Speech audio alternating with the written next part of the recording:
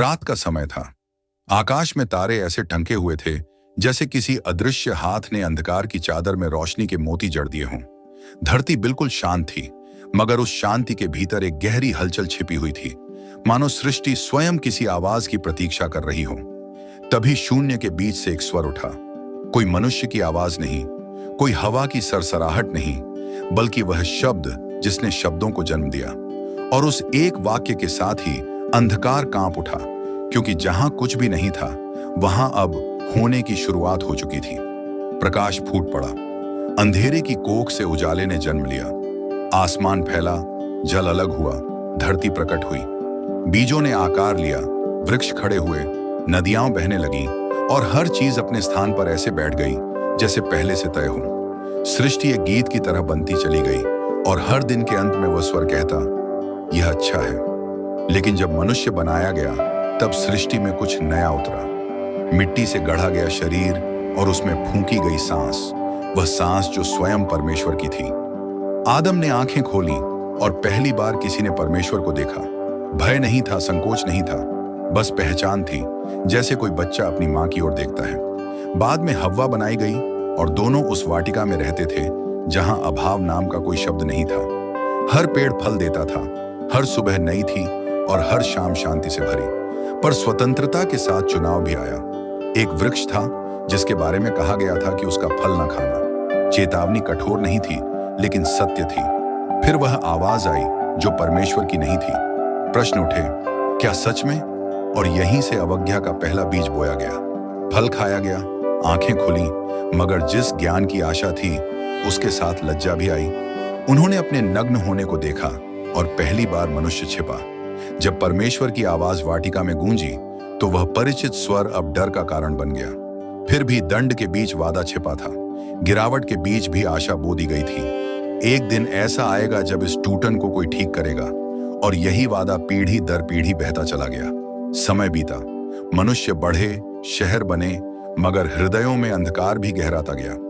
हिंसा बढ़ी, अहंकार फूला और पृथ्वी कराह उठी। तब एक व्यक्ति था, नूह, जो उस समय में अलग खड़ा था। उसे आदेश मिला कि वह एक जहाज बनाए, ऐसा जहाज जिसे लोगों ने कभी देखा न था। लोग हंसे, मजाक उड़ाया, मगर नूह हथौड़ा चलाता रहा। जब आकाश फटा और वर्षा आई, तब वही जहाज उद्धार का साधन बना। पानी ने सब कुछ ढक लिया, मगर वाचा तैरती रही। और जब जल उतरा, तब इंद्रधनुष के रूप में फिर से एक वादा दिया गया, पुनः विनाश नहीं, पुनः अवसर। फिर एक दिन एक आदमी को बुलाया गया, अब्राम। उसे कहा गया कि वह अपनी भूमि, अपना घर, अपनी पहचान छोड़ दे और उस देश की ओर चले जिसे वह जानता नहीं था। उसने प्रश्न पूछे, मगर चल पड़ा। उसके कदम विश्वास की मिट्टी पर पड़ते गए।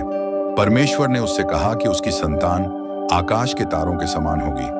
समय बीता, प्रतीक्षा लंबी हुई, पर जिस वचन की जड़ें परमेश्वर में हों, वह कभी सूखता नहीं। इसहाक पैदा हुआ, फिर याकूब और उसे 12 गोत्र। याकूब का एक पुत्र था, यूसुफ, जिसने स्वप्न देखे थे। स्वप्नों ने उसे ऊंचाई दिखाई, मगर उसी ने उसे गड्ढे में भी पहुंचाया। भाइयों ने जलन में उसे बेच दिया।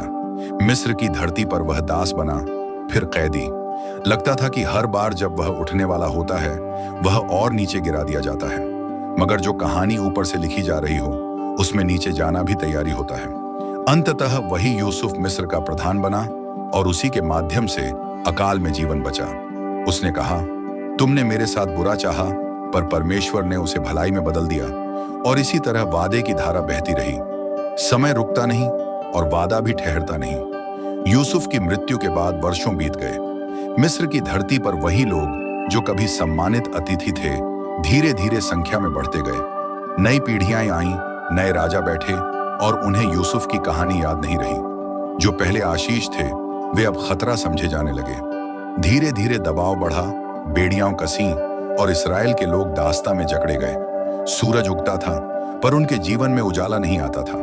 वे ईंटें बनाते, बोझ ढोते और रात को अपनी थकी हुई देहों के साथ एक ही सवाल करते, क्या परमेश्वर हमें देख रहा है? और परमेश्वर देख रहा था। हर आंसू, हर कराह, हर मौन प्रार्थना उसके सामने थी। उसी समय एक बच्चा जन्मा, ऐसा बच्चा जिसका जन्म ही मौत की छाया में हुआ।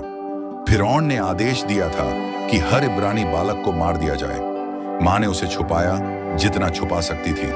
फिर एक दिन उसे टोकरी में रखकर नदी में छोड़ दिया, डर के साथ, विश्वास के साथ। नील की लहरों पर तैरती वह टोकरी मानो स्वयं इतिहास को बहा ले जा रही थी।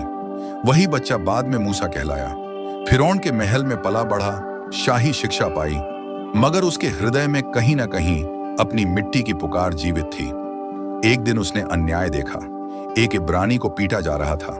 क्रोध फूटा और एक गलती ने उसे मिस्र से भगा दिया। रेगिस्तान में वह गुमनाम हो गया। वर्षों तक भेड़ें चराता रहा। शाही वस्त्र उतर चुके थे और अब केवल धूल, धूप और मौन था। पर कभी कभी परमेश्वर मनुष्य को चुप्पी में तैयार करता है। फिर एक दिन पहाड़ पर आग जली, मगर जलती नहीं थी। झाड़ी धधक रही थी पर भस्म नहीं हो रही थी। मूसा रुका और वहीं से वह आवाज आई जिसे सृष्टि पहचानती है। उसे पुकारा गया नाम लेकर। उसे बताया गया कि वह उस पीड़ा को जानता है जो उसकी प्रजा सह रही है और अब मूसा को लौटना होगा। मूसा ने विरोध किया, डर जताया, अपनी कमजोरी गिनाई, मगर जिसे परमेश्वर बुलाता है वह योग्य नहीं होता। परमेश्वर उसे योग्य बनाता है। मिस्र में लौटना आसान नहीं था। फिरौन के सामने खड़ा होना, वही फिरौन जो स्वयं को देवता मानता था। मूसा ने कहा, मेरी प्रजा को जाने दे। जवाब में इनकार मिला। तब आकाश और धरती गवाह बने। विपत्तियां आईं, जल लहू बना, अंधकार छाया, देश कांपा। हर बार चेतावनी मिली, हर बार कठोरता बढ़ी। अंततः वह रात आई जब मेमने का लहू द्वारों पर लगाया गया और मृत्यु ने उन घरों को पार कर लिया जिन पर चिन्ह था।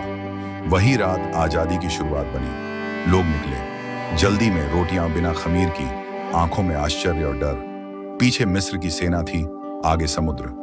लगा कि अंत आ गया, लेकिन जहां रास्ता नहीं होता वहां परमेश्वर रास्ता बनाता है। समुद्र अलग हुआ, लोग सूखी भूमि पर चले, और जब शत्रु पीछा करता हुआ आया तो जल ने फिर वही आकार ले लिया जो सृष्टि के समय लिया था। रेगिस्तान आसान नहीं होता। आजादी के बाद भी शिकायतें आईं, पानी नहीं, खाना नहीं। कभी कभी गुलामी की रोटी भी आजादी की भूख से आसान लगती है। मगर हर सुबह आकाश से मन्ना गिरा, हर चट्टान से पानी फूटा। बादल दिन में मार्गदर्शक बना और रात में आग। सिनै पर व्यवस्था दी गई, नियम नहीं बल्कि जीवन का रास्ता। फिर भी मनुष्य कमजोर रहा, सोने का बछड़ा बना, अविश्वास फैला। 40 वर्ष तक भटकना पड़ा। एक पूरी पीढ़ी को सीखना पड़ा कि विश्वास क्या होता है। मूसा ने स्वयं प्रतिज्ञा देश नहीं देखा, लेकिन दूर से उसे निहार लिया। उसका जीवन अंत नहीं था, बल्कि अगली कहानी की भूमिका। यहोशू के नेतृत्व में वे लोग नदी पार कर गए। दीवारें गिरी, नगर जीते गए। एक देश मिला, दूध और शहद का, लेकिन वहां भी पूर्णता नहीं थी। न्यायियों का समय आया जब लोग बार बार भटकते और परमेश्वर बार बार उठाता। राजा मांगा गया, शाऊल आया गया, फिर दाऊद आया, चरवाहा, योद्धा, कवि। दाऊद ने सिंह और गोलियत से लेकर सिंहासन तक का सफर तय किया। उसमें कमजोरी थी, पाप था, गिरावट थी, मगर पश्चाताप भी था। उसने गिरकर उठना सीखा। उससे एक वादा किया गया कि उसके घराने से ऐसा राजा आएगा जिसका राज्य कभी समाप्त नहीं होगा। समय फिर बहा, मंदिर बना, टूटा, भविष्यद्वक्ता आए, चेतावनी दी, आशा जगाई। लोग बंदी बनाए गए, फिर लौटाए गए। 400 वर्षों तक सन्नाटा रहा। कोई आवाज नहीं, कोई दर्शन नहीं। लगा जैसे आकाश मौन हो गया हो, लेकिन मौन का मतलब अनुपस्थिति नहीं होता। एक रात एक छोटी सी जगह में एक कुंवारी ने एक वचन सुना और उसी से कहानी अपने सबसे गहरे मोड़ की ओर बढ़ने लगी। वह रात साधारण नहीं थी, लेकिन दिखती बिल्कुल साधारण थी। आकाश वहीं था, तारे वहीं थे और धरती पर लोग रोज की तरह सो रहे थे। मगर किसी को पता नहीं था कि इतिहास अपनी सांस रोककर उस पल की प्रतीक्षा कर रहा है। एक छोटे से गांव में, जहां नाम से ज्यादा कोई पहचान नहीं थी, वहां एक बच्चा जन्मा।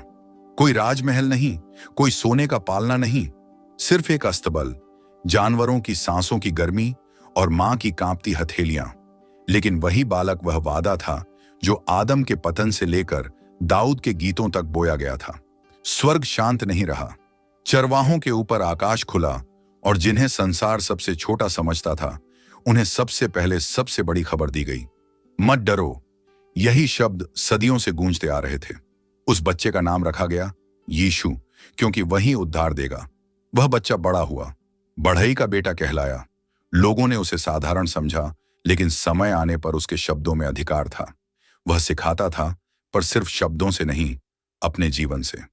वह टूटे हुए लोगों के पास गया, कोढ़ियों को छुआ, अंधों को देखने की दृष्टि दी, पापियों के साथ बैठा। जिन्हें समाज ने दूर रखा, उन्हें उसने पास बुलाया। उसने बताया कि परमेश्वर कोई दूर बैठा न्याय नहीं, बल्कि पिता है। लोग चकित थे, कुछ आकर्षित हुए, कुछ भयभीत। धार्मिक लोग असहज हुए, क्योंकि उसने कानून की आत्मा दिखाई, न कि सिर्फ अक्षर। उसने कहा कि राज्य तलवार से नहीं, नम्रता से आता है। उसने बीज बोए कहानियों के माध्यम से, जो कानों में नहीं, हृदयों में उतरते थे। फिर वह समय आया जब अंधकार फिर से घिरने लगा। वही हाथ जो उसने चंगे किए थे, अब उसे रोकने लगे। वही भीड़ जिसने होशाना कहा था, अब क्रूस दो चिल्लाने लगी। एक मित्र ने चांदी के सिक्कों के बदले उसे पकड़वाया। एक रात उसने रोटी तोड़ी और कहा कि यही उसका शरीर है। प्याला उठाया और कहा कि यही नया वाचा है। वे नहीं समझे, मगर इतिहास समझ रहा था। उस बगीचे में प्रार्थना हुई जहां पसीना लहू बन गया। उसने चाहा कि वह घड़ी टल जाए, मगर अंत में कहा, मेरी नहीं, तेरी इच्छा पूरी हो। उसे पकड़ा गया, झूठे आरोप लगे, कोड़े मारे गए, कांटों का मुकुट पहनाया गया और फिर उसे उस लकड़ी पर चढ़ा दिया गया जो श्राप की निशानी थी। आकाश अंधकारमय हो गया, धरती कांप उठी और उसने पुकारा, पूरा हुआ। वह मरा, उसकी देह कब्र में रखी गई। शिष्य टूट गए, सपने बिखर गए। लगा कि एक और मसीहा आया और चला गया, लेकिन कब्र अंतिम शब्द नहीं थी। तीसरे दिन सुबह पत्थर हटा हुआ था, कब्र खाली थी। डर खुशी में बदल गया। वह जी उठा था, मौत हार चुकी थी। वह शिष्यों से मिला, बोला, समझाया। उसने कहा कि यह कहानी अब यहीं खत्म नहीं होती, बल्कि अब फैलनी है, हर जाति, हर देश, हर दिल तक। फिर वह उठा लिया गया, मगर अनुपस्थित नहीं हुआ। उसका आत्मा भेजा गया। डरपोक लोग साहसी बने, जो छुपते थे वे सड़कों पर बोले। संदेश फैला, यरूशलेम से लेकर संसार के छोर तक। सताव आया, जेलें बनी, खून बहा, लेकिन वचन रुका नहीं। और आज भी वही कहानी जीवित है।